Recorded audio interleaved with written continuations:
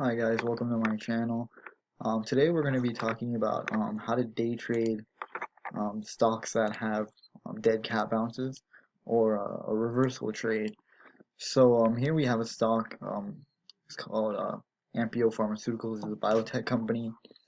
AMPE. So about a week ago, we had this day where it basically had a sell off for no reason. And hold on a second, I'm just going back to the day.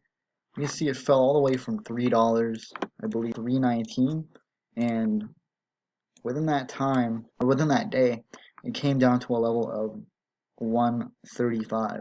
And so that right there was a 50% drop on no news whatsoever.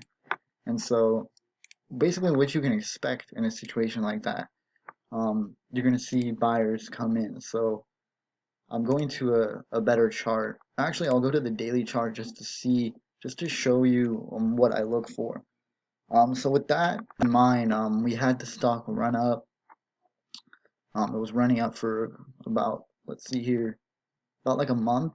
I'm guessing there was some sort of FDA approval they were waiting on or something like that. So investors were getting in. And so what happened was it ran up, it was way overbought. And so, like I said, it fell off, but on no news. So, based off of that, you can tell yourself, okay, so what outstanding levels, what outstanding support levels where buyers would come in would be. You can see right here at the top of this candle at 176. We had a level, and that's where it closed at. And then we also had a level where the price was consolidating for a couple of days down at 143. And so you could see the standard deviation, the study on Thinkorswim standard deviation. If you add the 1 period and the 2 period, those support levels come into play right where the candles were consolidating. So it all lines up, and so then you basically go to the whatever chart you're looking at to look at the chart more closely and see the price action intraday. And so when we go to that day, we can see within 20 days, so we can go to that chart and we can see that that day it went right down to that 170 level and then it cracked through. And this is the 5-minute chart. 5-minute chart. And I actually traded this news. It was falling very aggressively on volume towards the end of the day. And so I was anticipating a bounce because, like I said, there was no news and it ran down a whole 50, 60% almost from the highs pre-market. So I waited for it to get to that 170 level. I'll actually go to the chart that I was using. So it was, like I say, it was just about a week ago or so. And these trades they offer, most of the time they offer huge bounces because, like I say, on no news, and even if there was news and it went down, if there was news, sometimes during intraday there will be some sort of bounce. Um, so we can see it cracked right through that 175 level. It came right down to that 130, 145 level. It started to get bought up, and you could see with the volume average. And I also have another study, volume buying and selling. It shows you the difference within the candle of how much buying there was and how much selling there was within that one, whatever the candle time period represents.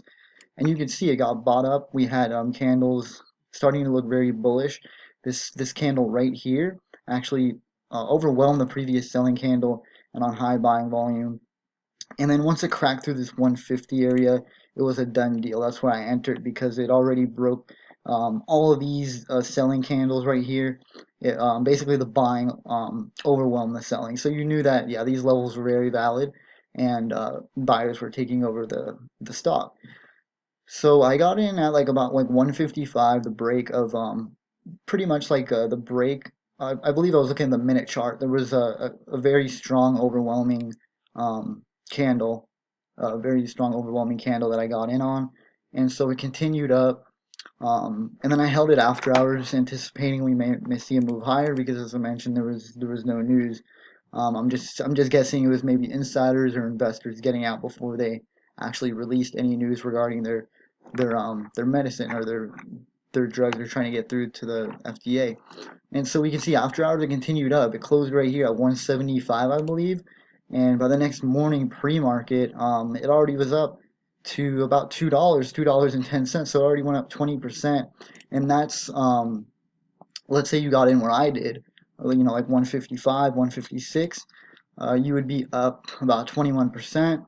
And and then it continued. It actually broke a period MA on the what is this, a 2 minute chart, and it ran up to a high of 257. So let's say you got in where I did, you'd be looking at a gain of about 60%. That's amazing.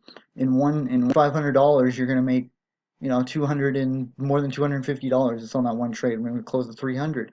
So these are very good trades to get into because they're very low risk because you get in at, like I say, a level that's very outstanding on the daily chart, and then you ride up the bounce, and it's usually because it fell so much, there's so much room for it to bounce and bounce pretty big, and it doesn't even have to go to where it started from. It could bounce only like 25% of the way, and it'll still this although this did bounce pretty big, but even if it bounces, like, let's say, from 150 to $2, that's still a good return.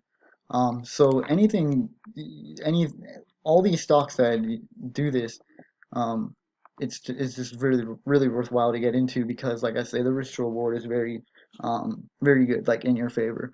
So anyway, yeah, like these stocks, they come up quite not like too often, but they definitely do come, say, like a couple times in a month, and they do offer pretty good risk to reward. So anyway, yeah, I just wanted to go over this stock in particular because it was recent and it did have a really nice bounce, and I was able to take part in it. Anyway, yeah, I just wanted to make a video on that. Thank you guys so much. Um, I'll definitely be putting out more trading videos. Anyway, thank you so much for watching the video, and have a great rest of your day.